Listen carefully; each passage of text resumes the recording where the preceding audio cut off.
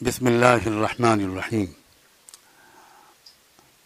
وہ تمام حضرات علماء کرام، ائمہ مساجد اور آپ سب بھائیوں جن تک یہ میسج پہنچے، ان سے ایک گزارش کے لیے میں اس وقت حاضر ہوا ہوں۔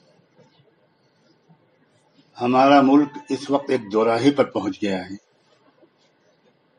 ایک راستہ خطرناک اور بھیانک ترین غلامی کی طرف جا رہا ہے، اور ایسے عظیم المثال جبر و تشدد کی طرف جا رہا ہے جو جرمنی کی نازی تحریک نے جو مظالم کیے تھے ان کی یاد دلا دے گا، اور ماضی قریب میں جو بوسنیا اور روہنگیا میں جو مظالم ہوئے ان کو بھی پیچھے چھوڑ دے گا۔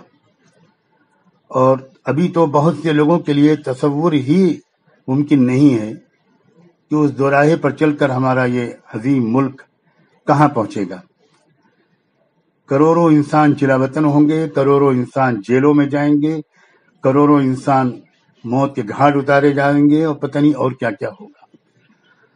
اور ایک اور راستہ جو ابھی حال میں کھلا ہے یا زیادہ طاقتور ہوا ہے، وہ ایک ایسی منزل تک لے جائے گا جہاں کہ آزادی ہوگی، قانون کی پابندی اور حکمرانی ہوگی، اور عدل و انصاف کے قیام کا آغاز ہوگا، امن و امان ہوگا، اور ملک کے شہری ایک دوسرے کے ساتھ تعاون کے جذبے سے جئیں گے۔ یہ دونوں امکانات ہمارے سامنے ہیں، اور اس وقت اگر صحیح طریقے سے ہمت اور منصوبہ بندی کے ساتھ، اجتماعی نظم و نسق کے ساتھ اگر محنت کی گئی اور اس نئی جنگ آزادی میں اپنی جان و مال اور وقت اور ذہن اور صلاحیت کو لگا دیا گیا، تو انشاءاللہ یہ دوسری ہی منزل تک ہم اپنے ملک کو لے جانے میں کامیاب ہوں۔ اس وقت اس کی بہت سخت ضرورت ہے کہ ملک کے جتنے بھی مظلوم طبقات ہیں، جن میں مسلمان تو سر فہرست ہیں ہی، لیکن ان کے علاوہ بہت بڑی تعداد میں اس ملک میں وہ آبادی ہے جو مسلمان نہیں ہے مگر وہ سخت مظلوم ہے، جن کو عام اصطلاح میں دلت اور پسماندہ طبقات کہا جاتا ہے۔ شیڈول کاسٹ کے لوگ، شیڈول ٹرائب کے لوگ، اور مختلف صوبوں میں بسنے والے قبائلی لوگ، لنگایت ہیں، سکھ بھائی ہیں، کرسچن لوگ ہیں، او بی سیز ہیں، یہ سب مظلوم طبقات کے لوگ ہیں۔ ان میں سے کچھ کو مظلومیت کا اعتراف اور احساس بھی ہے، اور کچھ کو تو ابھی تک یہ احساس بھی نہیں پہنچ سکا ہے، یہ جانکاری نہیں پہنچ سکی ہے کہ وہ بھی سخت مظلوم ہیں۔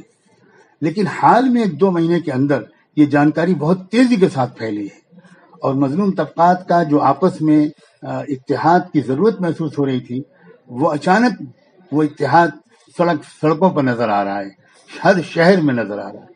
اس کو بہت طاقتور بنانے کی ضرورت ہے، اور اس کا ایک بہترین موقع 29 جنوری 2020 کو وہ بھارت بند ہوگا، جس کا اعلان کیا جا چکا ہے۔ اور اس کے لیے میں آپ حضرات سے، مسلمانوں سے 2 گزارشات کرنا چاہتا ہوں۔ ایک تو یہ کہ اس میں زیادہ سے زیادہ شرکت ہو مسلمانوں کی بھی، اور زیادہ سے زیادہ شرکت ہو اپنے دلت بھائیوں، بہنوں اور نوجوانوں کی بھی۔ اس کی محنت بھی ذرا دوہری محنت، اپنی ذمہ داری لے لیجیے آپ، کہ آپ کو مسلمانوں کو بھی یہ خبر کو پہنچانا ہے، اور ان کو ذرا سڑکوں پر لانا ہے، اور آپ کو اپنے دلت بھائیوں، بہنوں کو اور ان تمام پسماندہ اور مظلوم طبقات کے لوگوں تک بھی یہ بات پہنچانی ہے، کیونکہ بار بار دیکھا گیا ہے کہ ان کی شرکت اتنی نہیں ہو پاتی جتنی ان کی آبادی اور مظلومیت کا تقاضا ہے۔ تو اس لیے 2 چیزوں میں آپ ذرا سا متوجہ ہو جائیے، میری آپ سے بہت ذاتی طور پر یہ گزارش ہے۔ ایک تو 29 کے بھارت بند کے لیے ہورڈنگز کی ضرورت ہے، ہر جگہ پر، چوراہوں پر، ہر جگہ نمایاں جگہوں پر بڑے بڑے ہورڈنگز لگے ہیں اس کے۔ اور دوسرے، گاؤں گاؤں سے ان بھائیوں کو، بہنوں کو لانا، اس کے لیے ابھی سے محنت شروع ہو، اور دروازے دروازے ان تک پہنچ کر ان سے گزارش کی جائے، اور ان کے لوگوں کو بھی ساتھ میں لیا جائے۔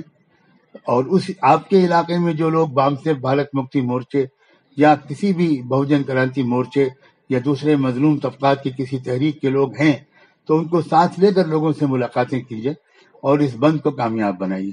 تو افراد کو لانا، چاہے اس کے لیے کچھ ٹرکوں کا، ٹریکٹروں کا، بسوں کا انتظام کرنا پڑے تو وہ بھی ذرا کریے.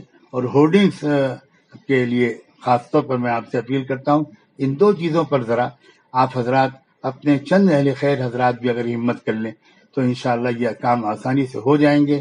میری دعا ہے کہ اللہ تعالیٰ آپ کو اس کی ہمت اور توفیق دے اور یہ ایک تاریخی مظاہرہ مظلوم طبقات کے اتحاد کا سامنے آئے بھارت بند کے ذریعے.